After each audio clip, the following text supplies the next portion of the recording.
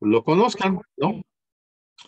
Ok, vamos a hablar del voltaje RMS. A partir de este diagrama, que es precisamente el llamado multicitado, multiprobador universal,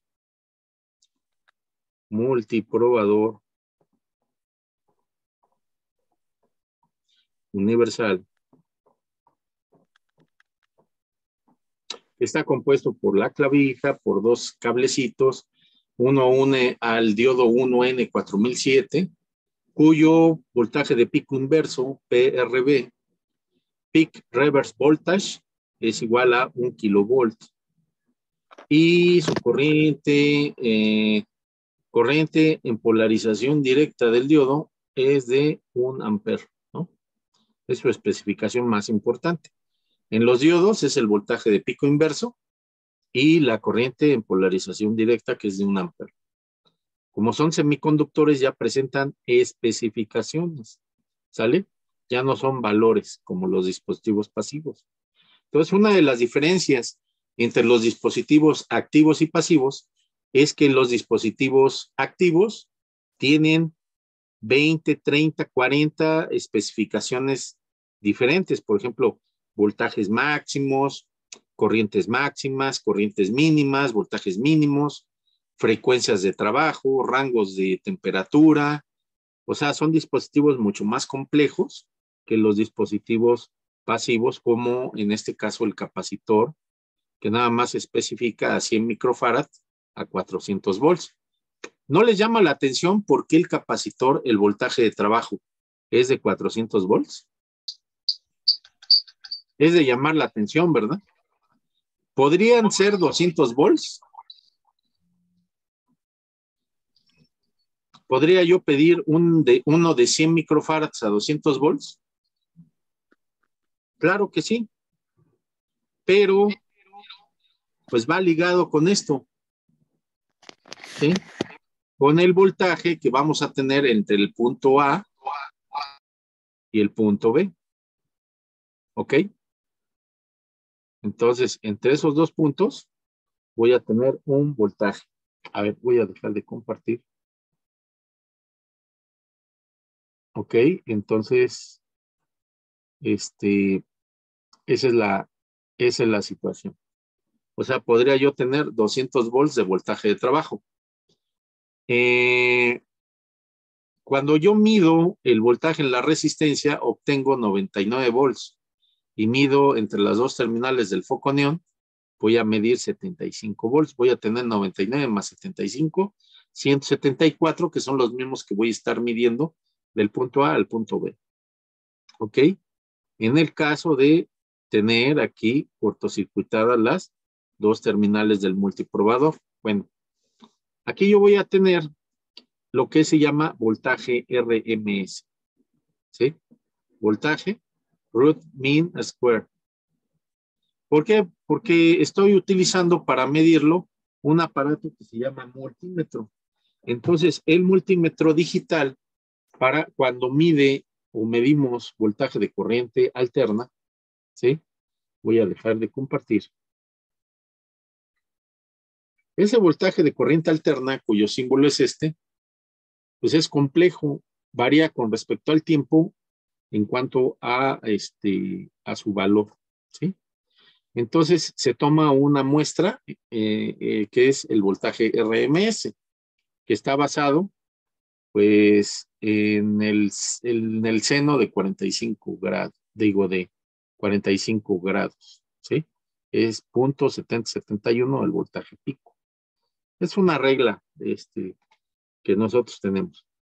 Entonces nuestro circuito rectificador va a ser esto, miren, va a entrar nuestra señal senoidal, es así. ¿Sí están de acuerdo? Va a tener valores positivos y valores negativos. 120 volts de corriente alterna, RMS, root mean square, o voltaje eficaz. El diodo lo que va a hacer es convertir esa corriente alterna en directa pulsante positiva. Entonces, este es el eje de las Y y este es el eje de las X, y pues vamos a obtener señales así. Mientras esté polarizado nuestro diodo directamente, que es decir, cuando entra el polo positivo, conduce. Cuando entra el polo negativo, descansa el diodo. O sea, va a conducir hasta que entre el otro ciclo positivo, ya que la corriente es periódica, ¿sí? Se va a repetir en el mismo tiempo prácticamente, ¿sí? Una señal periódica. Y aquí pues vamos a obtener otra señal periódica, pero así, con pulsos positivos, ¿ok? Este voltaje se va a convertir en un voltaje que nosotros denominamos voltaje pico. Y para calcular el voltaje pico a partir del voltaje RMS, el voltaje pico es igual a voltaje RMS eficaz por 1.4142, que también podemos tener esta fórmula que es voltaje pico. Bueno, la puedo poner aquí. Voltaje pico es igual a voltaje RMS multiplicado por raíz de 2. La raíz de 2 es 1.4142. Ya son fórmulas establecidas, ¿sale? Entonces, el capacitor, la respuesta a la pregunta de que por qué en la entrada tengo 120 volts de corriente alterna y en el capacitor ya voy a tener 174 volts, es precisamente que el capacitor le vale un cacahuate lo que mide el multímetro. El capacitor se va a cargar al voltaje pico, ¿sí? Y el voltaje pico lo calculo a partir de RMS, que es el voltaje de entrada, 120, ¿sí?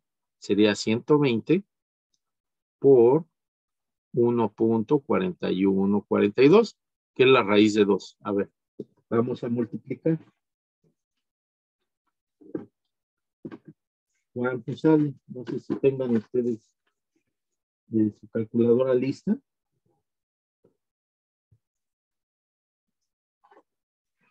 Háganla, por favor. A ver, yo aquí les voy a mostrar la multiplicación.